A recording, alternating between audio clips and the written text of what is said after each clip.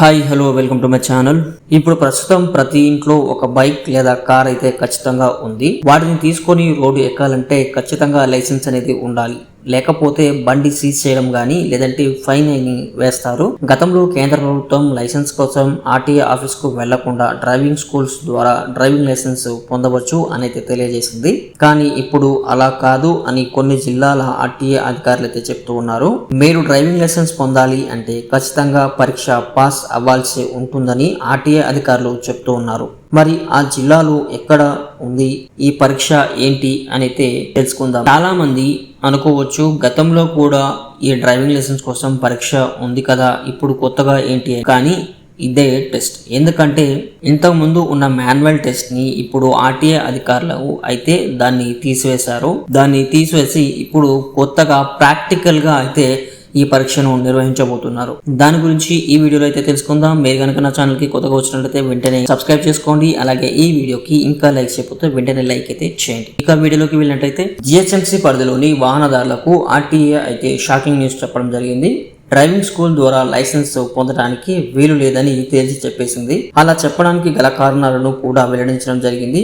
Greater Hyderabad లో traffic సమస్యలు ఎక్కువ, దానివల్ల ప్రమాదాలు కూడా ఎక్కువగా జరుగుతుండడంతో ఈ నిర్ణయం తీసుకున్నట్టు అయితే ఆర్టీఏ అధికారులు తెలిపారు.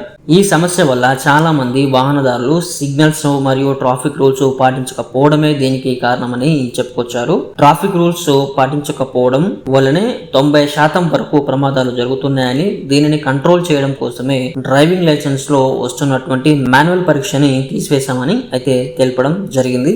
గతంలో జరిగినట్టు మాన్యువల్ పరీక్షను కాకుండా ఇప్పుడు దాన్ని ఆటోమేటెడ్ గా మార్చేశారు. ఈ ఆటోమేటెడ్ గా మార్చడం వల్ల అడ్డదారులు అయితే లైసెన్స్ తీసుకోవడానికి వీల్లేకుండా పోయింది. దీన్ని మరింత ప్రామాణికంగా డ్రైవింగ్ పరీక్షలను నిర్వహించాలని నిర్ణయించారు. అందుబాటులోకి రానున్న కొత్త పద్ధతిలో రహదారులపై నిత్యం ఎదురవుతున్న ఇబ్బందులను టెస్ట్ ట్రాక్ పై కృత్రిమంగా కల్పిస్తారు. లైసెన్స్ కోసం దరఖాస్తు చేసుకున్న వాళ్ళు తప్పనిసరిగా పరీక్ష రాయాల్సిందే. ట్రాక్ మీద వాహనం నడిపేటప్పుడు కంప్యూటర్ లో రికార్డ్ అవ్వడం జరుగుతుంది. ఏదైనా చిన్న తప్పు చేసినా కూడా పరీక్ష ఫెయిల్ అయినట్టే. ఈ డ్రైవింగ్ లైసెన్స్ కోసం ఆర్టీఏ తీసుకొచ్చిన కొత్త పద్ధతులను ఒకసారి మనం చూసుకున్నట్టయితే, కొత్తగా ఆర్టీఏ అమలు చేయబోయే ఆటోమేటిక్ డ్రైవింగ్ టెస్ట్ లో 5 ట్రాక్లపై డ్రైవ్ అయితే చేయాల్సి ఉంటుంది. ముందుగా హెచ్ ట్రాక్. ఈ హెచ్ ట్రాక్ లో ఆర్టీఏ ప్రమాణాల్లో పేర్కొన్న విధంగా వాహనాన్ని రివర్స్ చేయాల్సి ఉంటుంది. ఆ తర్వాత ఎస్ ట్రాక్. ఈ ఎస్ ట్రాక్ లో ఒక మూల నుంచి మరో మూలకు వెహికల్స్ ని టర్న్ చేయాలి. అలాగే కే ట్రాక్. ఈ కే ట్రాక్ లో బాగా మలుపులు, ఎత్తుపల్లాలు, ఎత్తైన ప్రదేశాలు, చిన్న లోయలు వంటి ప్రాంతాల్లో ఏర్పాటు చేస్తారన్నమాట. ఈ ట్రాక్ లో వాహనాన్ని నడిపి చివరిగా బండిని పార్క్ చేసి చూపించాల్సి ఉంటుంది. అయితే ట్రాఫిక్ నిబంధనల ప్రకారం 2 wheelers helmet, 4 wheelers seat belt పెట్టుకోవాలి.